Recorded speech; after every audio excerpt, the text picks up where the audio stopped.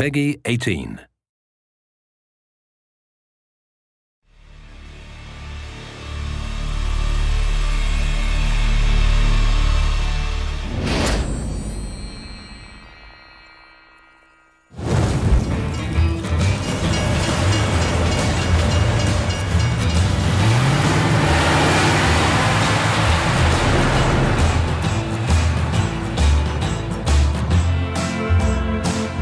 The ambition with the cutscenes is to make every single scene interesting enough in itself as something that the player would want to see. You can watch them, you get like an introduction to the level, you understand the characters a little bit more, and then you go on with the game.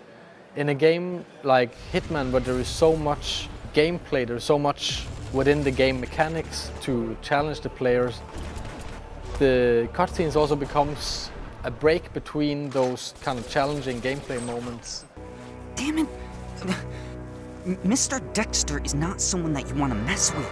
I think cutscenes are getting better and better. They're actually much, much better at using the language of cinematography and like movie storytelling and making compelling stories and characters. And this is just a natural evolution in games to lean on what we've learned from cinema. We're actually treating it like a classical movie. We're trying always to have like these, really slow dolly moves and shooting from outside the doorway into the room and trying to have this like subtle treatment of it, and it actually works really well. We have like an awesome team of animators and environment artists and lighting and comping and the composers and sound designers. I mean, a lot of people are working really hard on making them. All right, what is it worth to you?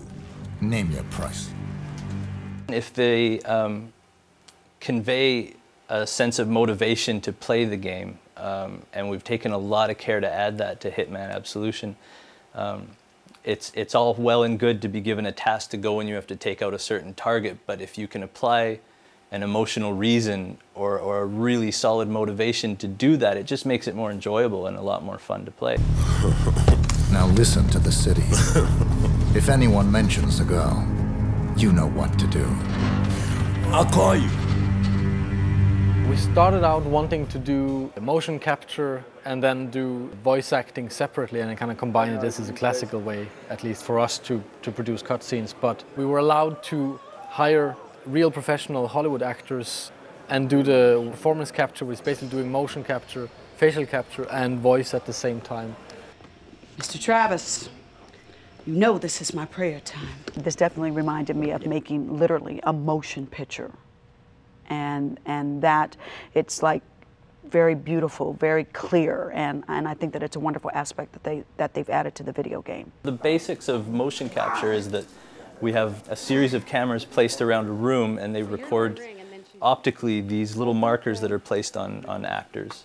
And it triangulates the data in the space and records movement, and we cover the actors with all of these and we can tell where their arms and legs and torsos are in space. And that gets applied to the skeletons of the characters. Where performance capture comes in is similar, but on a far more subtle level. We had a helmet-mounted camera and used that as reference for keyframing. If you have to marker up the face, there's a lot of micro movements that get captured, and that goes through a similar process, but it usually requires far more cameras to pick up the smaller dots and the smaller ranges of movement. Also with ours, it required a soundproof studio, which Giant had where we shot, so we could have the actors' voices synced up with their movement and just get a more believable performance out of them. That was really important to us. Well, I always describe motion capture to people as the most natural performance an actor will ever have in the most unnatural environment.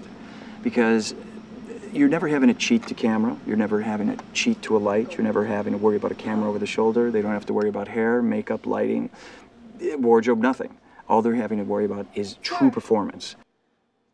We found him. Okay, people, listen up.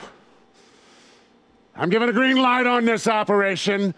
I want 47's head on a platter in front of me ASAP! The only way I can describe it is, yeah, you got the 360 because the cameras are everywhere, but you also have this monkey suit on and this silly hat with a camera sitting in front of your face. And so the focus level that it takes is unique within itself, playing a lot of technology that you're pretending is not there.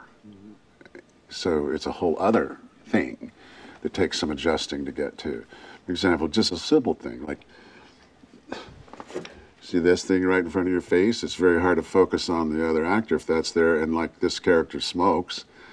So just technically, you can't bring a cigarette up because you smack into that camera, so you have to find a way that looks cool and goes in there and does it.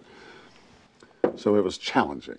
The actors did have a lot of good suggestions, and they would say, this feels like out of character, and we'd be like, that's true, and we had a lot of back and forth. So we spent quite a bit of time on working with their voices, on getting a little deeper into the characters, like giving them some layers to the performances. The physicality and the origin of it is very much on the actors' shoulders, but from that point on, the animators' involvement in it shouldn't be really sold short. They add a huge amount of emotion and of physicality and everything to the scene. Wait. I heard you. You want me to snatch some chick? Man's gonna call you, tell you how to find her. There's a convergence where the line between cutscene and gameplay is blurring, and it's a major goal for a lot of AAA games is to have it as one fluid experience and not take the user out of the gameplay and really immerse them in the story and the characters and the universe that we've created.